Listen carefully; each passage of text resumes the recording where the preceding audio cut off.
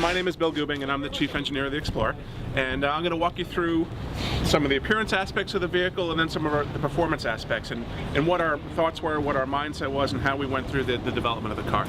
So to start with appearance, we can come to the front of the vehicle. All right, one of the most noticeable appearance features is really our new front grille.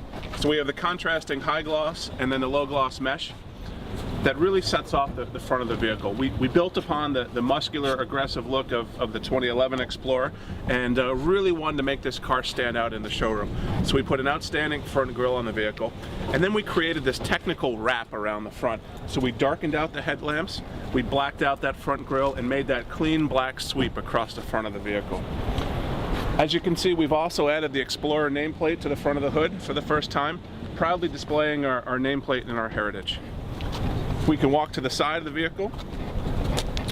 Here you can see our standard 20-inch wheels with the black painted pockets and machined face, even down to the little detail of casting the Sport logo right into the side of the wheel for that extra little bit of craftsmanship touch to it.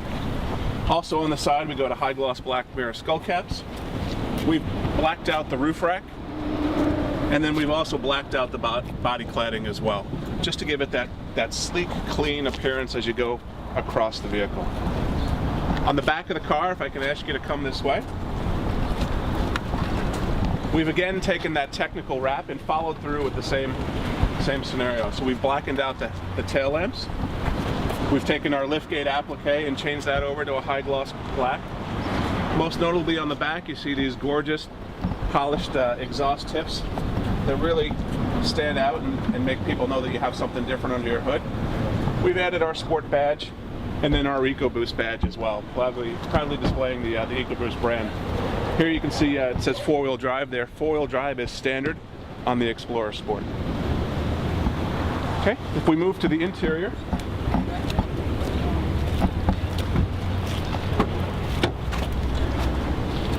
so as you open the door to the interior of the Explorer Sport, first thing you'll notice is the lit Explorer nameplate. So something that kind of greets you as you come into your vehicle. And the interior is all about craftsmanship, little upgrades that make the difference as you sit in your vehicle. Here you can see the seats have a contrasting stitch in it and a sienna color insert. The Sport is offered in two interiors. It's an all black interior or with a sienna insert. And our design team really looked at European fashion houses. They looked at what was coming out in the latest leather goods, and this contrasting stitch, this rich brown leather, was really the direction they were going. We took that stitch pattern over into the steering wheel, and you can see the nice cross stitch on the steering wheel gives you something nice to hold on to. The stitching in the center console, really making that a appointment throughout. Now, to expand upon that technical wrap that we talked about earlier on the exterior, we did the same on the interior when we went to the door panel appliques and then to the IP appliques as it sweeps through the interior of the vehicle. Here we have a very technical grain, like a high metallic finish to it, making that Sport aggressive look to it. Other craftsmanship details are the Sport logo floor mats, and then you can see the nice touches throughout the center stack as well. Sony branded audio is standard with HD radio, and since this car is about technology and connectivity, we also standardized the My4 Touch system in the 8-inch touchscreen. So, to give you a little bit of background on the performance aspects of the vehicle and what our mindset was and how we did this, as Eric mentioned, we had a lot of customer feedback right after our 11 launch. And we talked about the fuel economy aspects, that there was a group of people that really wanted a fuel economy solution. And then we had people that were really interested in the performance aspect. So we came out with the 2-liter EcoBoost engine to deliver 28 miles per gallon for the fuel economy conscious customer. And then we started thinking about what's going to be next for the platform and how are we going to develop Sport. So we looked at the available engine lineup, and we all happily settled on the 3.5-liter V6 EcoBoost engine. And this engine produces 365 horsepower, 350 foot-pounds of torque.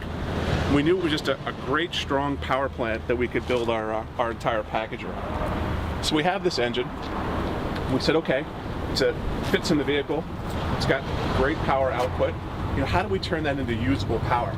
Because if you look at the torque curve on the EcoBoost engine, it pretty much goes straight up at 1700 RPM and then makes peak torque for the entire RPM range after that.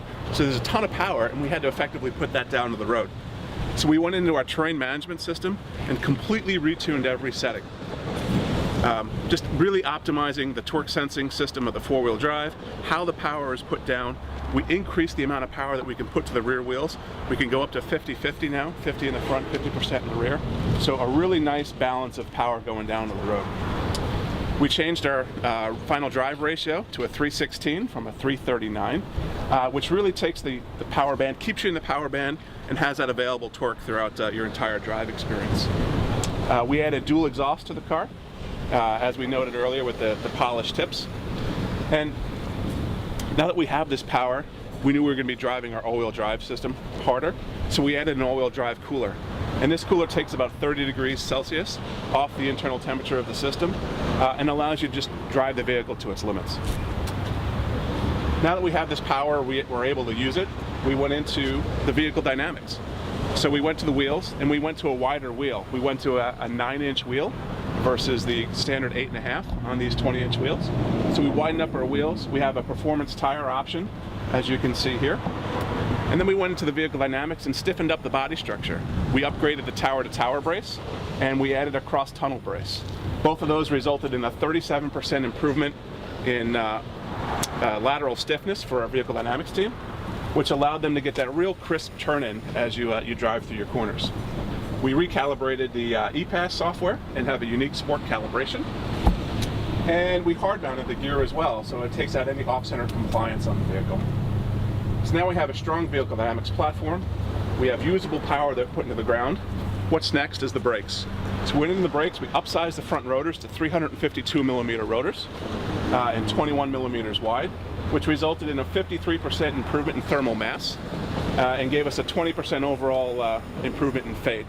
And we target this all around performance luxury driving or refined driving, and I think you'll see that out there today. The engine delivers 16 miles per gallon in the city and 22 miles per gallon on the highway, which makes this the most fuel-efficient, gas-powered, high-performance SUV out there, something that we're very proud of. It's a 26% improvement in horsepower and a 30% improvement in acceleration. And that 30% in acceleration translates to about 2 seconds in the 0 to 60 time. 5,000 pounds towing is standard on the vehicle.